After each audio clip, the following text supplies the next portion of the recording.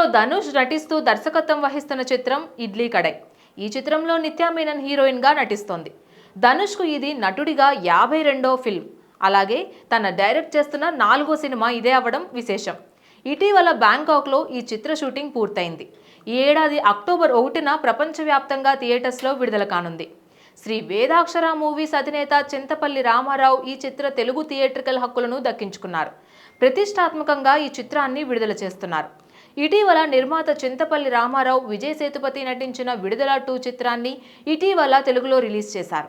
రాయన్ cinema తరువాత ధనుష్ నటిస్తూ direct చేస్తున్న సినిమా ఇడ్లీ కడై. అందుచేత ఈ చిత్రంపై మంచి అంచనాలున్నాయి.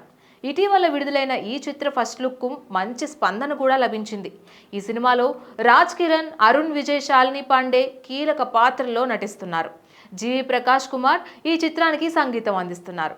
ప్రసన్న జీకే ఎడిటర్గా వర్క్ చేస్తున్న ఈ సినిమాకు కిరణ్ కౌశిక్ సినిమాటోగ్రఫీ అందిస్తున్నారు. Wunderbar films, Don pictures banners పై ధనుష్, ఆకాష్ భాస్కరన్ ఈ సినిమాను నిర్మిస్తున్నారు.